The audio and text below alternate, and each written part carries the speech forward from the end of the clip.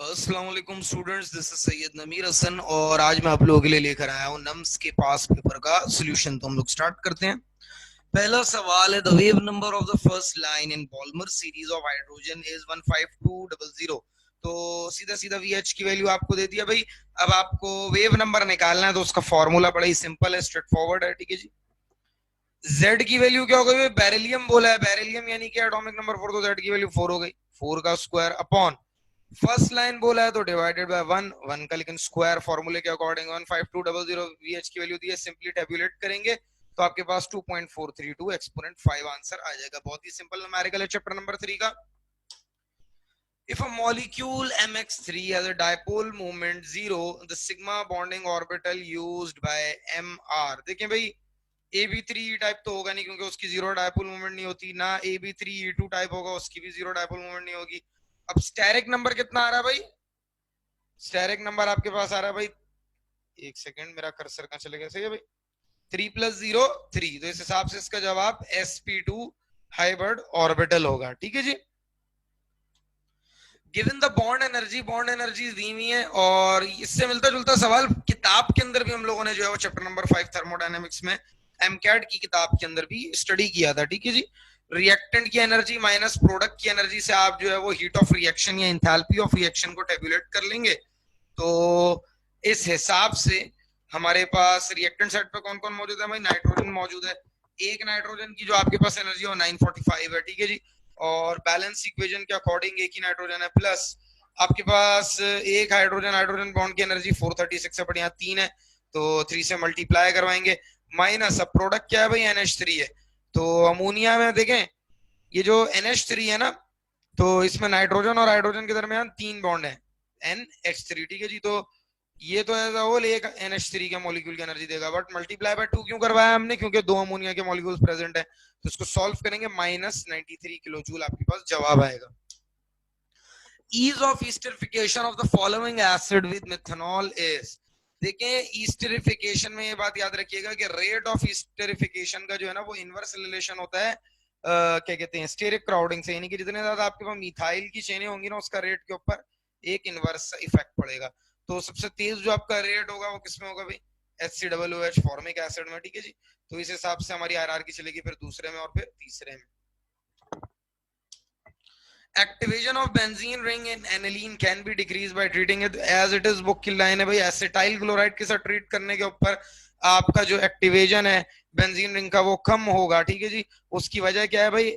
एसिटेनालाइट की जो है वो फॉर्मेशन हो जाती है। ठीक है जी। इसका स्ट्रक्चर भी मैंने आपकी ईज के लिए यहाँ पे बयान कर दिया है। ठीक है जी। Which of the following cannot be used to produce alkyl halide directly। देखिए, PCl3 SOCl2 PCl5 तो हमने किताब के अंदर पढ़े भी हैं कि इनके जरिए जो है वो एल्काइल हैलाइड हम लोगों ने बनाए भी थे। ठीक है जी। अल्कोहल्स का इस्तेमाल करते हुए, to be very specific according to our book. But carbon tetrachloride का हमने इस्तेमाल नहीं किया, तो ये इसका जवाब होगा। The reaction of isobutene with an unknown halogen is catalyzed by light। The two major product of भाई लाइट की सूरत में कैटेलाइज होने वाला सबसे बेहतरीन हैलोजन कौन होगा भाई? क्लोरीन होगा। ठीक है जी। क्लोरीन गैस ही होगी जो कि अननोन हैलोजन यहाँ पे हो सकती है। What is the required volume of 0.1 molar NaOH to neutralize 2 ml of 0.5 molar H2। इससे पहले की वीडियोस के अंदर भी इस तरह के हमने न्यूमेरिकल डिस्कस किए थे, जिनका फॉर्मूला था M1V1 over N1 is equals to M2V2 over N2। ठीक है जी। अब जरा बात को समझिएगा। सबसे पहले इक्वेशन बना लेना इन सवालों में बहुत ज्यादा जरूरी होता है। उसकी वजह क्या है पहले भी डिस्कस कर चुके हैं, अभी फिर से देख लेते हैं।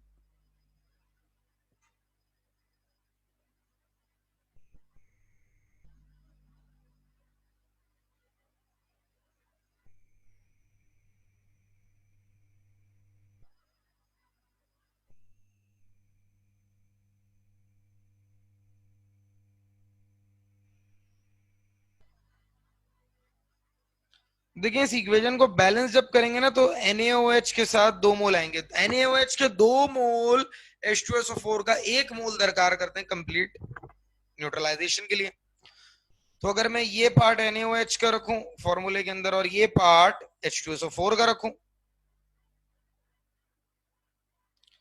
तो भाई इन्होंने क्या बोला है, what is the required volume of 0.1 molar NaOH। M1 की वैल्यू क्या हो गई भाई 0.1। V1 क्या है भाई, निकालना है NaOH का वॉल्यूम निकालना है। N1 क्या हो जाएगा भाई, NaOH के साथ 2 मोल लगे हुए तो 2 इज इक्वल्स टू M2 क्या होगा भाई 2 ml होगा H2SO4 सॉरी V2। और M2 क्या होगा भाई 0.5 और N2 क्या होगा भाई 1 क्योंकि H2SO4 के साथ 1 लिखा हुआ है। सॉल्व करें V1 की वैल्यू निकालें जो कि 20 ml आ रही है। What happens when acetaldehyde is treated with NaOH? NaOH के साथ जब acetaldehyde का रिएक्शन होता है तो ये आपको जो है वो एल्डोल रिएक्शन की मिसाल किताब से एज इट इज सवाल की सूरत में ये फॉर्मेशन होगी जो कि 3 हाइड्रोक्सी ब्यूटेनल की हो रही है। ठीक है जी, तीसरी पोजीशन पे OH ग्रुप लगा हुआ है। As it is federal board की किताब के सवाल जो है वो नम्स के अंदर और प्यास के अंदर मौजूद रहते हैं। An azeotropic mixture of two liquid as a higher boiling point. तो सिंपल बात है भाई, अगर दो एजियोट्रोपिक अगर एक क्या कहते हैं एक एजियोट्रोपिक मिक्सचर है दो लिक्विड का, मिसाल के तौर पे हम लोग ले लेते हैं मिथाइल अल्कोहल और इथाइल अल्कोहल, इन दोनों का मिक्सचर एजियोट्रोपिक मिक्सचर फॉर्म हो गया। तो भाई अगर मिथाइल अल्कोहल का 100 है और इथाइल अल्कोहल का 120 है, मिसाल दे रहा हूं मैं, ये इसको सीरियस नहीं ले लीजिएगा। इन दोनों के मिक्सचर का 150 डिग्री सेंटीग्रेड जो है वो बॉइलिंग पॉइंट है, तो दोनों से ज्यादा हो गया तो ये बेसिकली राउल्ट्स लॉ की क्या होगा, नेगेटिव डेविएशन हो गई ना, उससे नेगेटिव चली गई इसकी deviation. Which of the following statement is true. तो पहली स्टेटमेंट इनऑर्गेनिक के अकॉर्डिंग जो दूर से लग रही है कि भाई जो ग्रुप 2 के जो क्या कहते हैं मेटल्स के जो नाइट्रेट्स होते हैं जब आप उनको हीट करोगे डिकम्पोज करोगे हीट करने की सूरत में तो वो नाइट्रोजन डाइऑक्साइड गैस लाजमी आपको देंगे। The bar chart shows the period of the elements from lithium to neon। Lithium से चले हैं भाई नियॉन तक जा रहे हैं। अब भाई पूछ रहा है कि बार चार्ट शो क्या करे। तो भाई लिथियम और नियॉन दोनों एक ही इलेक्ट्रॉन को बॉन्डिंग में इस्तेमाल करते हैं, एक +1 एक -1। ऑक्सीजन और बेरिलियम, बेरिलियम +2 ऑक्सीजन -2, ये भी दो दो इलेक्ट्रॉन। तो ये basically number of electron used in bonding की बात हो रही है। अगर फोन नंबर याद है आपको 1 2 3 4 3 2 1 पीरियोडिक टेबल का, तो यहाँ बहुत सी चीजें आसान हो जाएंगी। HCOOH आपको जो है वो H2O दे रहा है। H2SO4 के बारे में हमने इनऑर्गेनिक में पढ़ा था, एक बेहतरीन डिहाइड्रेटिंग एजेंट है। ठीक है जी, और यहाँ पर भी अपनी डिहाइड्रेटिंग प्रॉपर्टी शो कर रहा है। Dehydration of ethanol in the presence of H2SO4। बहुत ज्यादा टेम्परेचर के ऊपर H2SO4 इथेनॉल को इथीन के अंदर कन्वर्ट करता है, ज्यादा टेम्परेचर को। Aqua regia is the solvent of gold and silver it mix. HNO3 की भाई टेक्निक क्या बताई थी, इनका रेशो क्या होता है भाई, HCl का 3 होता है, HNO3 का 1 होता है। ये बात हमें कैसे पता है, HNO3 के साथ 3 लगा हुआ ना, इसको 3 नहीं देंगे, इसको 1 देंगे। 3 किसको देंगे, HCl को देंगे, तो 1:3। If n is equals to 4 l is equals to 3 it represent. देखिए ऑर्बिटल का जिक्र कर दिया ना तो l ही काफी था बताना। l is equals to 3 किसके लिए होता है भाई, लास्ट ऑर्बिटल f ऑर्बिटल के लिए होता है। 2 किसके लिए होता है, p के लिए, और सॉरी d के लिए। 1 किसके लिए होता है, p के लिए, और 0 किसके लिए होता है, s ऑर्बिटल के लिए। n आपको ऐसे ही तंग करने के लिए दिया हुआ है। The hybridization between carbon-carbon atom in H2 and C2H2 यानी कि इथाइन के अंदर कौन सी होती है भाई, sp हाइब्रिडाइजेशन मौजूद होती है कार्बन कार्बन एटम के दरमियान। Which of the following particles would on losing an electron will have half filled set of p orbital। ठीक है जी, तो half filled set of p orbital का क्या मतलब है, 1s2 2s2 2p3 हो जाए कोई। तो अगर ऑक्सीजन की बात कर लें तो ऑक्सीजन का हमारे पास एटॉमिक नंबर होता है 8। When it becomes oxygen positive, it will be 7 electrons की गिनती करेंगे तो 1s2 2s2 2p3। तो ऑक्सीजन पॉजिटिव इसका जवाब है। बहुत ही आसान सा सवाल था ये तो, सिंपल स्ट्रेट फॉरवर्ड जो है वो आपके पास इक्वेशन आ गई। इथाइलिन ग्लाइकोल, ग्लाइकोल की फॉर्मेशन की इक्वेशन आ गई जो कि इथीन के टॉपिक के अंदर से दी हुई है। इथीन का रिएक्शन पानी के साथ अगर हो in the presence of KMnO4 तो हमें क्या मिलता है, इथाइलिन ग्लाइकोल, एक्वस KMnO4 से भाई। When benzene is nitrated, concentrated nitric acid and sulfuric acid reacts to form an intermediate with attacks the benzene ring. Which of the following represent the intermediate। तो भाई NO2 group होता था ना जो जाके लगता था बेंजीन के ऊपर, तो यहाँ NO2 का ही जिक्र हो रहा है। In Born-Haber cycle, the formation of MgO which process exothermic। तो ऑब्वियसली मैग्नीशियम पॉजिटिव बनाने के लिए जो आपको मैग्नीशियम को मैग्नीशियम पॉजिटिव बनाने के लिए जो आपको एनर्जी देनी होगी वो आपकी क्या कहते हैं एक तरह से कहा जा सकता है कि वो एक्सोथर्मिक प्रोसेस होगा। ठीक है जी। A solution is obtained by dissolving 12 gram of urea in a dm cube of water, and other solution is obtained by dissolving 68.4 gram of sugar cane. Cane sugar से यहाँ पे क्या मुराद है भाई? केन शुगर से यहाँ पे ये मुराद है कि हमारे पास मौजूद है बेसिकली सुक्रोज। ठीक है जी। In a litre of water at the same temperature the elevation of boiling point in first solution is. देखें, एक बात याद रखिएगा इस सवाल के लिए कि भाई आपके पास जो है ना वो बॉइलिंग पॉइंट में किसी भी मिक्सचर के लिए जो है वो कभी भी डिफरेंस तब अराइज नहीं होता जब उन दोनों के मोल सेम ले लिए जाए। या मैंने राउल्ट्स लॉ के टॉपिक के अंदर पढ़ा था, तो यहाँ पर यूरिया के भी मोल सेम लिए, मोलैरिटी सेम है, और केन शुगर की मोलैरिटी सेम है, तो भाई इन दोनों का जो है वो बॉइलिंग पॉइंट एलिवेशन सेम ही रहेगा। Metal is not deposited at cathode when its aqueous solution is electrolyte इनमें से कौन सा भाई? obviously magnesium positive tube है, due to its very large negative reduction potential, क्या कहते हैं, potential, negative electrode potential. Some reactions are called pseudo first order reaction. भाई pseudo first order reaction कौन से होते हैं भाई? जिनमें कोई एक रिएक्टेंट को अगर आप उसकी कंसंट्रेशन को छेड़ें तो तब भी वो रेट के ऊपर जो है वो असर ना करे, तो इसका ऑप्शन सी होगा। ठीक है जी। एक सेकंड, ये कर्सर गायब हो जाता है। A sudden large difference between the values of second and third ionization energy of element will be associated with which of the following electronic configuration? इन्होंने second and third बोला है। ठीक है जी। तो अगर मैं बात करूं ऑप्शन नंबर सी की, तो देखिए 3s2 पहली आयनाइजेशन एनर्जी बहुत ज्यादा होगी। क्यों? पहले आपको बहुत ज्यादा एनर्जी देनी पड़ेगी एक इलेक्ट्रॉन निकालने के लिए, क्योंकि 3s2 स्टेबल है। मगर दूसरी आयनाइजेशन एनर्जी बहुत कम होगी, क्योंकि 3s1 फिर फौरन से निकल जाएगा इलेक्ट्रॉन ताकि ये 2p6 यानी कि स्टेबल स्टेट पे आ जाए, पूरा शेल कंप्लीट होगा। मगर जब आप 6 में से एक इलेक्ट्रॉन निकालोगे और 2p5 करोगे 2p6 को, तो आपको बहुत ज्यादा एनर्जी देनी होगी। तो सेकंड और थर्ड में सबसे ज्यादा फर्क जो है वो सी के अंदर अराइज होगा। ये बड़ा ही कॉन्सेप्चुअल टाइप का सवाल है। ना समझ आया अगर इसकी एक्सप्लेनेशन तो रिपीट करके वापस सुनिएगा 27वें एमसीक्यू की एक्सप्लेनेशन। फिर भी ना समझ आया तो व्हाट्सएप पे डीएम करिएगा। ठीक है जी। Moving down and group the binding energy of metal. भाई जैसे जैसे आप ग्रुप्स के अंदर डाउन द ग्रुप जाते हो तो बाइंडिंग एनर्जी क्या होगी? मेटल की केस के अंदर हमेशा डिक्रीज होगी। क्यों भाई? जैसे जैसे आप दूर जाओगे तो वैलेंस इलेक्ट्रॉन जो है वो एक ही मौजूद होंगे या दो ही मौजूद होंगे, और उन पे आपके जो है वो पकड़ मजबूत नहीं होगी न्यूक्लियस की। तो साथ वाले इलेक्ट्रॉन से जैसे बाइंडिंग है उसके साथ उसकी क्या पकड़ होगी? ये वजह कि डाउन द ग्रुप जाते हुए मेटल्स के केस में ना मेल्टिंग और बॉइलिंग पॉइंट भी क्या होता है? डिक्रीज होता है। AgCl dissolve in a solution of NH3 but not in water।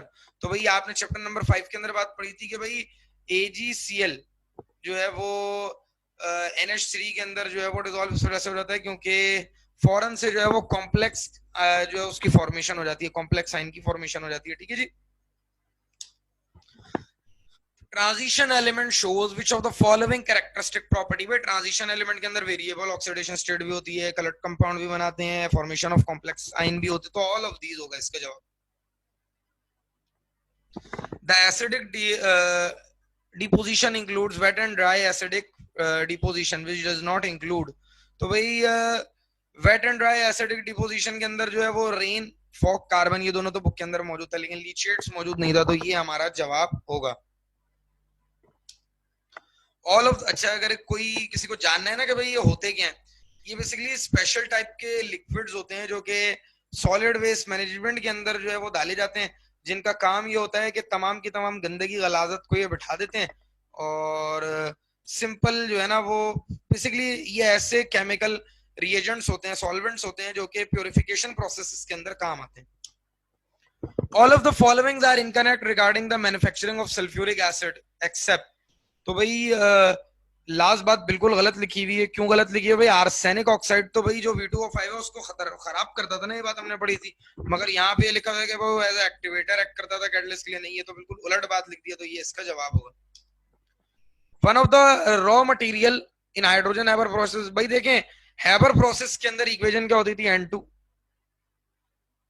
Plus 3H2 is equals to 2NH3।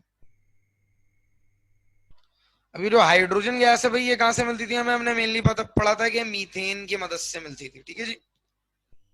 Natural gas जो है वो किताब के अंदर लफ्ज इस्तेमाल हुआ, यानी कि मीथेन की मदद से। Which of the following grip is not ortho and para directing, यानी कि मेटा होगा वो, तो मेटा और ऑर्थो की टेक्निक्स हमने पहले भी आपको वक्फे से गाइड की हैं, अभी फिर गाइड कर देते हैं।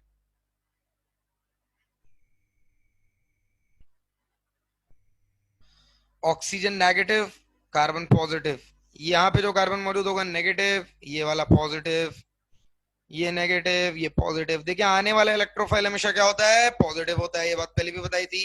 तो कहाँ जाएगा, मेटा पोजीशंस पे जाएगा। ये चार्ज इंडक्शन मेथड की टेक्निक आप लोगों को पहले भी रेगुलर क्लासेस में बताई थी ऑनलाइन लेक्चर के through. For the preparation of CH3CHO for calcium acetate we need हमें प्रिपरेशन करनी है किसकी भाई, एल्डिहाइड की करनी है, 2 कार्बन वाले। और कैल्शियम एसिटेट के अलावा हमें क्या चाहिए होगा भाई, हमें कैल्शियम फॉर्मेट चाहिए होगा। ये इसकी बैलेंस इक्वेशन किताब वाली मैंने यहाँ पर एज अ रेफरेंस कोट भी कर दी है, ठीक है जी। बहुत ही आसान बुक के जो है वो सवालात मौजूद हैं। Ketones are oxidized with difficulty under vigorous condition in case of mixed ketone। तो ये मिक्स कीटोन की कंडीशन, वैसे तो कीटोन इतनी आसानी से जो है ऑक्सीडाइज नहीं होते हैं, और अगर आपने मिक्स कीटोन ले लिया है तो COO ग्रुप जो है ना वो स्मॉलर अल्काइल ग्रुप के लिए जो है ना वो रिमेन रहेगा, लार्जर अल्काइल ग्रुप में जो है वो टूट जाएगा, ठीक है जी। कहाँ चला गया भाई मेरा माउस, ये रहा। Which of the following shows acidic character है, ये बेसिकली अल्काइन के टॉपिक में हमने पढ़ा था कि एसिटाइलिन क्यों एसिडिक कैरेक्टर शो करता है, क्योंकि इसके पास टर्मिनल हाइड्रोजन होते हैं। Which two different monomer condense together to form the polyester, तो एडिपिक एसिड एंड ग्लाइकोल, ये दोनों मिलके जो है वो कंडेंसेशन पॉलीमराइजेशन करते हैं और पॉलीएस्टर की क्रिएशन करते हैं। Two hydrogen atoms are attached with primary structure. Primary structure क्या होता है, जैसे फॉर एग्जांपल सिंपल अल्केन,